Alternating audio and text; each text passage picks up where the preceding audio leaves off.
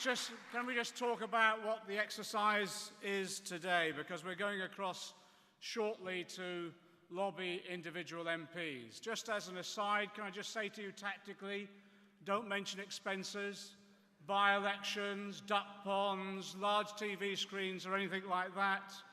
Oh, go on, do so. Fuck it. We might as well. We might, no. The whole point of today's exercise is to tell them we mean business and we've had enough, basically. We're sick to death of coming here time and time again when there's been a serious incident to be congratulated for the work our members do, or when some of our members have lost their lives, to be commiserated with about the sacrifices that our members make.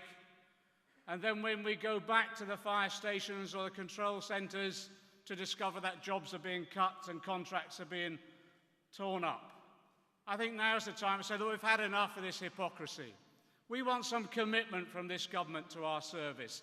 And it starts with, first of all, as people have said, ending the absolute bloody lunacy of the fire control project. We've now been through, I'm losing count of how many fire ministers we've been through. It's almost like one every 6 months. Most of them go on to the backbenches soon after they've touched this project because it's such a disaster. And we warned them it would be a disaster. Not just we warned them in terms of the costs. You look at some of our original briefings we gave them, we warned them about the increase in costs, but we also warned them about the damaging impact upon our service as well. So we want to get across to MPs today. All we need them to do is just back us for a change. Just back us. And we could kill this project off now.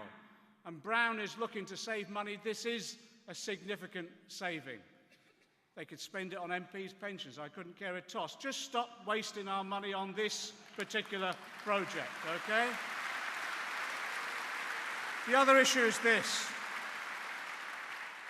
The other issue is this, isn't it, really? If you want a decent service, it's obvious. We've said it time and time again from platforms like this. You need to recruit people with the relevant skills. You need to train them. You need to pay them a decent wage, give them a decent pension, and yes, give them some security for them and their families. And what they're doing now is threatening all of that. They're coming for our terms and conditions, tearing them up, creating insecurity within the service, where not only that people get demoralized who are in the service at the moment, but will find it difficult to recruit and retain people in the future. And that's what South Yorkshire is all about. If they try and portray this as some selfish group of individual trade unionists somehow going out on a limb, we've got to say to them, Yorkshire has 110% support. We stand in solidarity with them because we know if we don't, they'll come for the rest of the service. Because this is an attack not just on one group of workers, this is an attack upon us all. And you can see how they're coming. It is about coming for our wages, our conditions, yes, and then the threat to the pensions as well, and we've seen that already. So I congratulate those who've stood up and taken industrial action, despite all the adverse criticisms from ministers and in the press and all the rest of it. Someone at some point in time has to draw a line in the sand and say no further. We're not putting up with it anymore. And that's what we've done now. And today's lobby is to get across to MPs just how bloody angry we are. We've performed our role. We've saved lives. We've done everything asked of us as a service in terms of modernisation, in terms of maximising our efficiency and all the rest. And what do we get in return? They're coming for our jobs, our conditions, our services and our pensions. We've had enough. We've had enough. And that's the message today. But you know, it isn't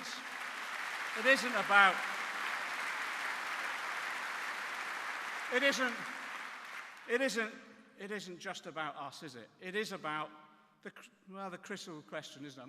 Virtually everyone said it. This is about who pays for the crisis, isn't it? This is about who's going to pay for the economic crisis. Is it going to be that bunch of bankers, and I said bankers, just down the road, who are about to award themselves on yesterday's estimate another £6 billion worth of bonuses? Or is it going to be ordinary working men and women of this country?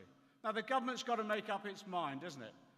Are those bankers going to pay for it through windfall taxes on their bonuses and really tackling the abuse of the tax system through avoidance and evasion? Or is it going to be postal workers who lose their jobs? Or is it going to be firefighters who have their wages and conditions undercut? This government has got a choice, hasn't it? Well, we're going to help them make that choice today. We're going to say to each individual MP, in 6 to 8 months' time, you'll be looking for support. Well, we're looking for your support today. And this is a straightforward deal. We expect your support today to protect us if you want us to protect your jobs. It's as crude as that, because we've had enough. We've been here on too many lobbies and not secured that commitment, and today we want something definite from each one of them. And I say to you this, I need to be absolutely straight with them. If they expect firefighters to support them in this next general election, we need support that is absolute commitment, so they can join with the FBU parliamentary group on our lobby of ministers to get some form of decent commitment from this government. But I tell you, it won't be just people abstaining at the next election if we don't get that support. I think we need to warn them that people will be marching out to vote against them, because at the end of the day, it was us who put them into power in '97, and it's us who can take them out of power if they stop listening to us. It is as simple a message as that today. I think we've got a chance. I think we've got a chance of convincing them. I think there's a window of opportunity of getting that message across. But I think we should also say to them, if we can't convince you with our arguments, if we can't convince you with logic, if it comes to industrial action, well, so be it. So be it. And we don't take that lightly. No one does.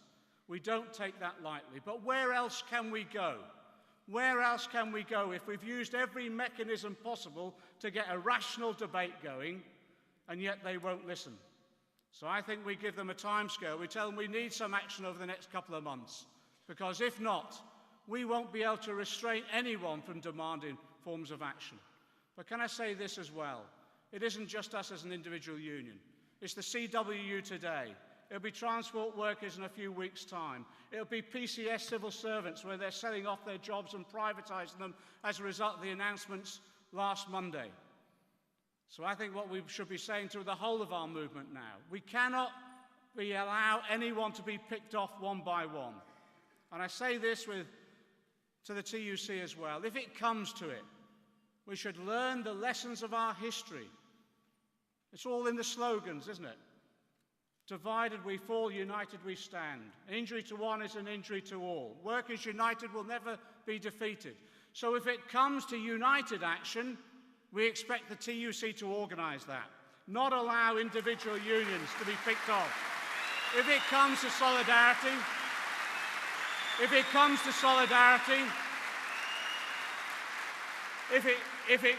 to solidarity, and solidarity means solidarity action, no matter what the law says, we need to stand firm together.